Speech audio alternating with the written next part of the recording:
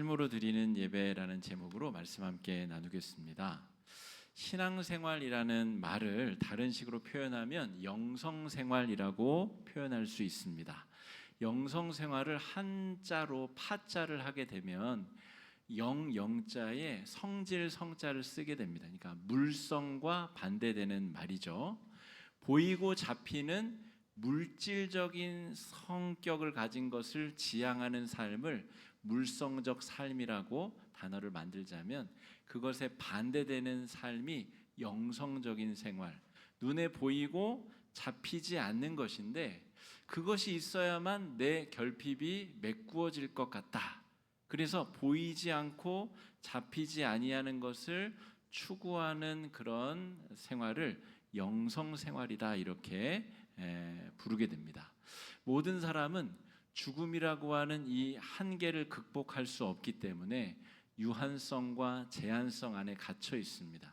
그러므로 아무리 돈이 많은 사람도 이 영적인 생활을 추구하지 않으면 이 갈급한 심령을 주체할 수가 없는 한계 안에 인간이 놓여 있기 때문에 모든 사람은 영성 생활을 하고 있다, 이렇게 말할 수 있겠습니다.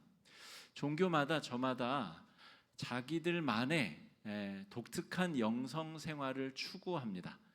기독교는 여러 영성을 말할 수 있으나 압축하여 보자면 십자가의 영성이라고 볼 수 있습니다. 십자가 안에는 하나님이 하늘 영광 다 버리고 인간의 몸을 입고 오신 성육신의 영성도 그 안에 들어있고, 십자가 위에서 하나님이 우리를 위한 희생 제물로 돌아가신 그 고통과 절규와 그 죽음의 희생 가운데 우리를 향한 하나님의 사랑을 우리가 알아차릴 수 있습니다.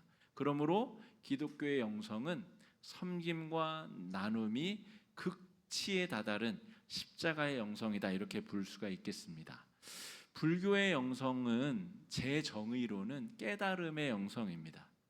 살아있다라는 것이 무엇인가, 생명이란 무엇인가, 시간이란 무엇인가, 그것을 깨달으면 분노도 지나가게 할 수 있고 감정에 사로잡히지 않을 수 있다는 것.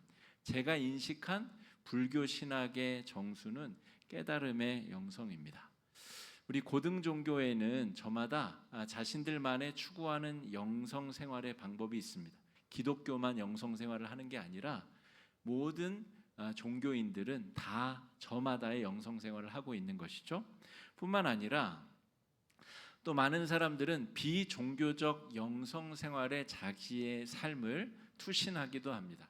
비종교적 영성 생활이라는 것은 아까 보이지 않고 잡히지 않는 것이 영성 생활인데, 더 많은 돈을 긁어 모으면 내 결핍을 메꿀 수 있을 것이라고 생각하는 비종교적, 그러니까 돈으로, 권력으로, 명예로 눈에 보이고 이 잡히지 않는 것, 그러나 종교적으로 그것을 영성생활하는 것이 아니라 비종교적인 것으로 자신의 결핍을 메우려고 하는 현상들이 끊임없이 벌어지고 있다는 것이죠. 또 유사 종교적인 영성생활도 있습니다. 아까 말한 대로 십자가의 영성이나 아니면 자기 비움의 영성이나 아니면 깨달음의 영성 같은 그런 고상한 차원의 종교적 영성이 아니라 사주팔자를 보고 점괘를 보고 부적을 써달라고 해서 속옷에 집어넣고 그것으로 나에게 닥칠 위험을, 눈에 보이지 않는 위험을 그것으로 막을 수 있다라고 착각하는 유사 종교적 영성 생활에 빠져 있는 사람들도 우리 주변에 굉장히 많습니다. 신문에 나와 있는 오늘의 운세만 난 별로 신경 안 써라고 하면서도 꼭 그것을 눈여겨보거나 찾아보거나, 이사할 때도 손 없는 날 찾아서, 복덕방 가보면 큰 달력에 손 없는 날 써 있잖아요. 그날은 귀신이 힘을 못 쓰는 날입니다. 그날 이사를 해야 이사할 때도 안전하고 탈이 없다는 얘기, 그런 것이죠. 타로점을 본다든지, 현대인들이 영성생활을 안 한다고 하지만 여러 방향으로 자신의 결핍의 문제를 메우기 위한 시도들을 끊임없이 하고 있다는 거죠. 그러니까 나는 무교다라고 말하는 사람이 있을지언정 그 사람의 삶을 다 헤집어 보면 이 종교가 없음이 아니라 비종교적인 것, 또 유사 종교적인 것으로 자신만의 영성 생활을 이어가고 있다는 것을 우리가 알 수 있습니다. 오늘 히브리서를 우리가 살피고 있는데 왜 이 영성 생활에 대한 이야기를 하고 있냐면, 히브리서의 저자가 히브리서를 읽고 있는 사람에게 엄청난 걸 요구하고 있기 때문에 그렇습니다. 웬만한 영성 생활을 해서는 이 요구사항을 다 수용하기가 어려울 정도의 아주 큰 에너지가 들어가는 삶을 이 히브리서를 읽고 있는 사람들에게 요구하고 있기 때문에 그렇습니다. 지지난주에 우리가 히브리서 11장 살폈는데, 히브리서는 저자는 분명하지 않지만 그 기록 목적은 분명하다라고 제가 말씀을 드렸어요. 세 가지 기록 목적이 있는데, 첫 번째는 다시금 유대교로 돌아가는 것을 막기 위해서 핍박이 임하고, 또 가족과 친척들이 다 유대인들이면 야, 너 유대교로 다시 돌아와, 거기에 구원이 없어 말하고 회유하는 사람들이 있었고, 그 때문에 다시금 유대교로 돌아가는 자들이 있었는데, 그것을 막기 위해서, 또 핍박과 환난을 잘 견뎌내도록 응원하기 위해서, 세 번째는 기독교만이 참된 진리요, 하나님께서 우리를 구원하시는 유일한 길이라는 것을 나타내는 것. 이게 히브리서의 세 가지의 중요한 기록 목적입니다. 그런데 11장에서는 여러 믿음의 선진들과 믿음의 증거를 가지고 너희가 이 세 가지 목표점에 꼭 다다라야 됩니다 라고 권면을 했다면, 두 장이 더 지나서 오늘 13장에서는 그거보다 훨씬 더 강력한 신앙적 삶에 대한, 오늘 설교 제목이 삶으로서의 예배, 삶으로 드리는 예배인데, 삶 속에서 우리가 하나님과 끊임없는 관계를 유지하고 멋지게 그리스도인으로서 살아가기 위해서는 과연 무엇이 필요한가, 그 이야기를 오늘 본문이 다루고 있다는 거죠. 간신히 견뎌내기도 어려운 상황 속에서 제가 바울이라고 썼는데, 바울이라고 하는 의견도 있고 히브리서의 저자는 분명치 않습니다. 성도들에게 히브리서의 저자는 훨씬 더 어려운, 감당하기 어려운 삶의 예배를 요구하고 있다라고 말할 수 있겠습니다. 자, 오늘 본문 1절과 2절, 3절까지 한번 읽어보겠습니다. 시작. 형제 사랑하기를 계속하고 손님 대접하기를, 천사들을 대접한 이들이 있었느니라. 너희도 함께 갇힌 것 같이 갇힌 자를 생각하고 너희도 몸을 가졌은즉 학대받는 자를 생각하라. 히브리서의 목적, 아까 말씀드린 대로 유대교로 역개종하는 것을 막는 것, 또 환난과 핍박을 당하는 성도들, 신앙을 지금 지켜내기도 급급한 사람들일 것 같잖아요. 그런데 히브리서 저자가 지금 요구하는 것은 뭐냐면, 형제 사랑하기를 계속하고. 여러분, 우리가 박해가 핍박이 없음에도 불구하고 우리 여러분 함께 신앙생활하는 우리 신앙의 동료들, 나와 성향이 안 맞고 성격이 안 맞고 습관이 다르고 언어 습관이 다르고 다 상황이 다른 우리 모두를 내가 받아들이고 사랑하는 것이 어려운데, 핍박과 환난 가운데서, 지금 여러 어려움 가운데서 형제자매를 사랑하는 게 쉽습니까? 그런데 히브리서 저자는 당신이 유대교로 돌아가지 않는 건 당연할 뿐더러 훨씬 더 중요한 일들을 감당할 수 있습니다. 형제를 사랑하고 손님 대접하기를 잊지 말며, 또한 핍박당해서 지금 감옥에 갇힌 자들을 돌보고 그들을 위해서 기도해주고 영치금도 넣어주고 가서 그들의 형편을 살피고 위로해 주라는 거예요. 당신들에게는 그러고도 남을 만큼의 충만한 에너지가 성령으로부터 이미 공급되고 있음을 깨달으라 이야기하고 있는 겁니다. 결핍을 이겨내는 것은 물론이거니와 주변을 돌보고 살필 만큼 충분한 에너지가 필요한 상황에서 성도님들이여, 당신들은 충분히 그러한 일들을 감당해낼 만한 은혜의 에너지원을 가지고 있습니다. 여러분 안에 살아계신 성령님, 그가 공급해 주시는 은혜의 샘을 통해 여러분은 넉넉히 이러한 일을 감당해낼 수 있습니다 라고 말하고 있습니다. 구약성경 에스겔서 47장 1절 말씀 읽어보겠습니다. 시작.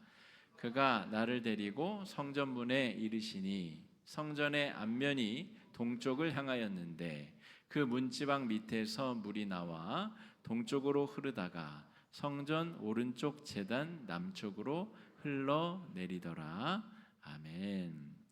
우리가 얼마 전에 수요 기도회 때 요한계시록을 공부했는데 요한계시록 21장 22장 새 예루살렘 새 하늘과 새 땅의 모델이 이 에스겔 47장의 이 하늘 성전의 환상입니다. 에스겔이 환상을 보았는데 성전이 동쪽으로 문이 나 있고 성막부터 시작해서 솔로몬이 세운 성전, 이 성경에 등장하는 성전들은 다 동쪽을 향해서 문이 나 있습니다. 그렇게 설계가 되어져 있습니다. 동향한 문에서 그 문지방에서 샘이 흘러나는데 그것을 따라가 본즉 천척을 걸어가 보니, 천척은 500m 정도입니다.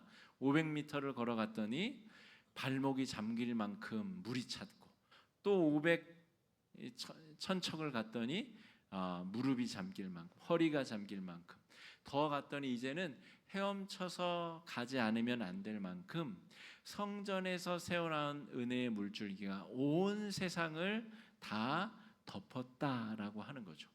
여러분, 우리 안에서 하나님께서 행하신 놀라운 능력, 우리를 저 애굽 땅에서 건져내시고 탈출시키시고 죄악의 문제에서 십자가에 달리신 하나님이 우리를 그 가운데서 건져내 주시고 성령을 보내셔서 우리 마음속에 살게 하시며 성령이 공급해 주시는 은혜의 물줄기가 끊임없이 우리를 통해서 세상으로 흘러나가게 하시는 분, 그게 바로 예수 그리스도가 우리에게 행하신 일입니다. 제가 한 달간 이제 내일 출국하게 되는데 10여 년 전에 미국을 다녀온 적이 있습니다. 그래도 먼 나라고 뭐 위험한 나라고 사람들이 총도 가지고 다니고 차에 뭘 두고 가면 그렇게 유리를 부시고 뭘 꺼내 간대요. 그래서 자리를 비울 때는 아무것도 차에 두면 안 된다는 경고를 하도 들어가지고 그런 위험한 곳에 갑니다만 제 같이 신학을 한 20살 때부터 같이 신학을 한 친구들, 후배들, 선배들 여러분들이 도움의 손길들을 보내주시고 까마귀가 먹을 것을 보내주듯이 우리 성도님들 도와주시고 또 현지에서 자신들의 삶도 팍팍한데 이민교회에서 여러분 부목사 생활하고 이민교회 담임 목사 생활이 얼마나 팍팍하고 힘들겠습니까? 그런데 그 와중에도 나그네를 대접하고 또 지나가는 손님 그냥 외롭지 않도록 다 알아봐주고 도와주고 하는 손길들이 있어서 제가 또 넉넉한 마음으로 출발하게 됩니다. 이런 마음의 에너지가 어디 있을까? 그들이 돈이 많고 시간이 넉넉하고 떵떵거리고 잘 살아서 지나가는 과인을 이렇게 도와줄까? 그렇지 않습니다. 하나님께 받은 은혜로 하나님께서 주시는 생명의 에너지로 그들이 받은 만큼 또 돕고 섬기고 나누는 것이죠. 우리가 주일에만 그리스도인이 아니라 월요일부터 토요일을 지나 주일까지 살아 숨쉬는 깨어있는 모든 순간 하나님의 백성답게 삶의 예배를 드릴 수 있는 에너지원은 우리 마음속에 살아계신 성령으로부터 말미암습니다. 나의 의지나 노력으로 착하게 살아야지, 좋은 사람으로 살아야지, 좋은 이미지를 풍기며 살아야지, 내가 나누면 언젠가 돌아오겠지, 여러 다른 목적이 있을 수 있으나 그것으로는 오늘 히브리서 저자가 말하는 이러한 삶을 끝까지 살아낼 수 없습니다. 우리 안에 살아계신 성령께서 샘솟게 하시는 은혜의 샘이 우리를 통해 계속 쏟아져 나와서 펼쳐져 나가서 그것이 세상을 가득 채우고 이제 더 나아가서는 헤엄치지 않으면 안 될 정도로 우리를 통해서 하나님이 그런 일들을 이루어 주신다라고 하는 것입니다. 나에게서 나오는 의지나 노력의 결과가 아니라 하나님께서 우리 마음에서 행하신 일, 하나님께서 우리 마음 속에서 끊임없이 주시는 에너지원으로 우리는 우리가 접한, 우리가 만난 상황을 능히 아름답게 이겨낼 수 있는 것입니다. 하나님이 날 위해서 쏟으신 십자가 보혈의 능력으로 우리는 삶을 예배로 변화시키고 바꿀 수 있습니다. 아까 말씀드린 대로 모든 사람은 결핍과 한계성을 가지고 있기 때문에 저마다의 방법으로 그 한계를 메꾸고자 하는 시도를 멈추지 않습니다. 그게 바로 영성생활입니다. 돈을 모으든 권력을 차지하든 사람들과의 인간관계를 돈독히 하든 어떤 가진 방법을 통해서든 자기가 가진 한계를 메꾸려고 하는 시도를 한다는 것이죠. 그런데 오늘 진리의 복음은 예수 그리스도만이 정확하고 온전하고 완전하게 우리의 결핍을 완전히 메꾸어 주시며 그 결핍을 메꿀 뿐 아니라 우리 안에 생명의 은혜의 샘이 솟구치게 해서 이 세상을 우리가 살아가는 동안에 은혜의 사람으로, 십자가의 사람으로 다른 이들을 돕고 다른 이들을 위로하고 다른 이들에게 십자가를 전하는 삶을 살게 하신다라고 말씀해 주고 계시는 겁니다. 자, 삶이 예배가 되기 위해서 끊임없이 히브리서 저자는 우리에게 더 강한 것을 요구하고 있습니다. 4절과 5절 말씀 읽어보겠습니다. 시작. 모든 사람은 결혼을 귀히 여기고 침소를 더럽히지 않게 하라. 음행하는 자들과 간음하는 자들을 하나님이 심판하시리라. 돈을 사랑하지 말고 있는 바를 족한 줄로 알라.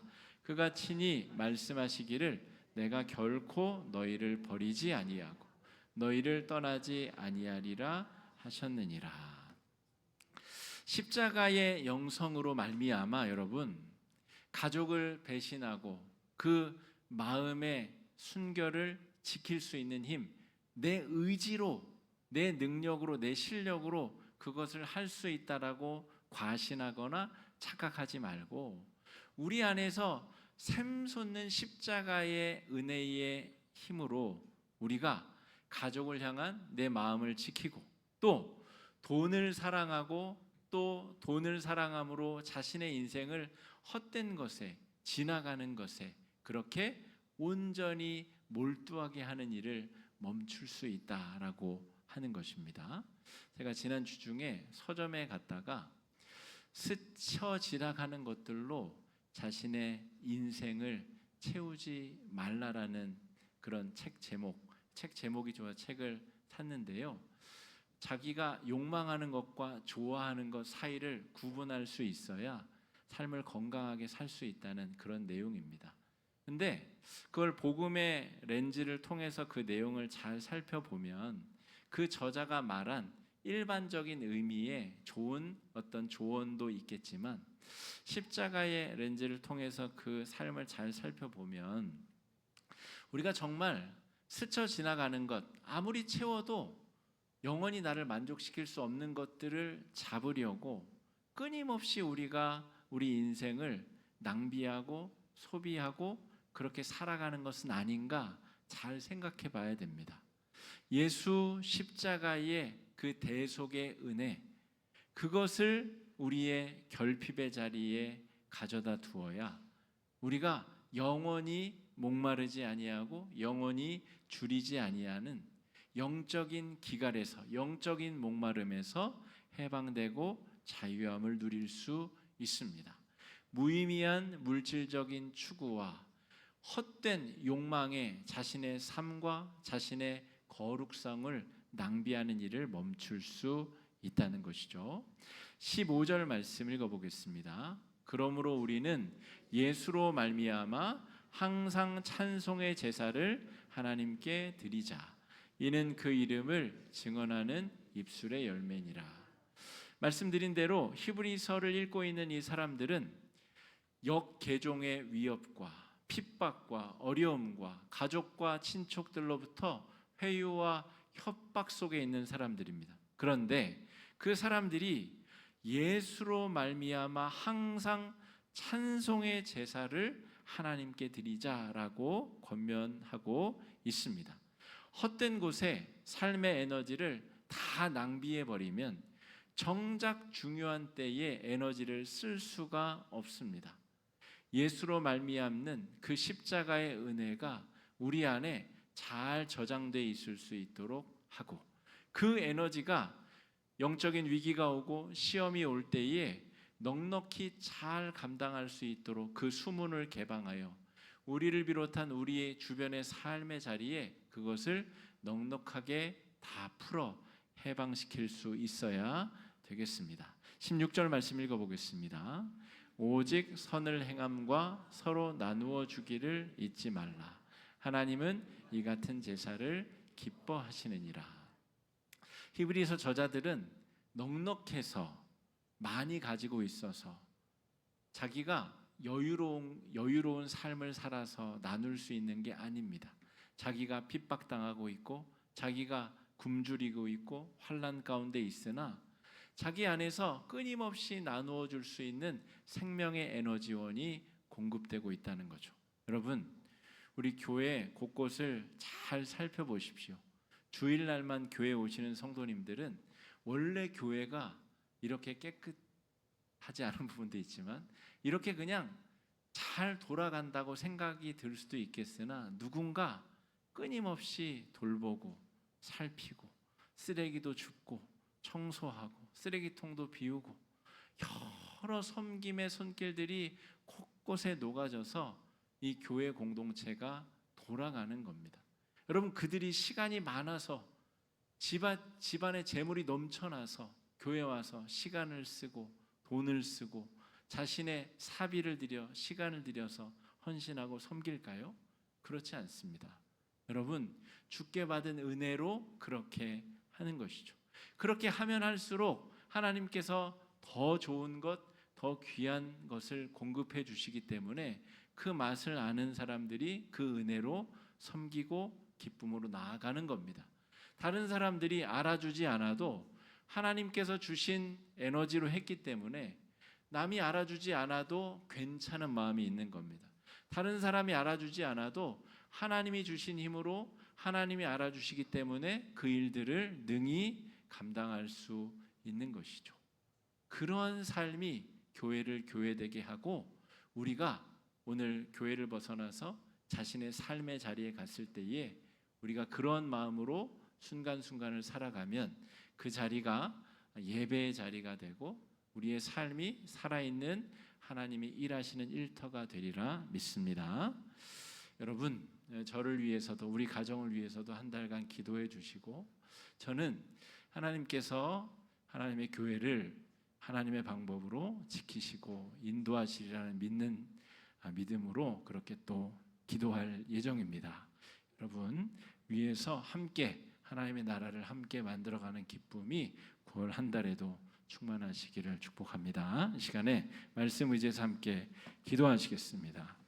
기도하실 때에 주님, 우리의 연약한 신앙의 한계를 은혜로 잘 감싸주시고 우리 안에 성령께서 샘솟는 은혜의 물줄기가 터치게 하여 주시사 그 은혜로 말미암아서 팍팍하고 힘들고 어려운 이 인생길 믿음으로 승리하며 행할 수 있게 해달라고 이 시간에 함께 기도하며 나아가겠습니다. 기도하겠습니다.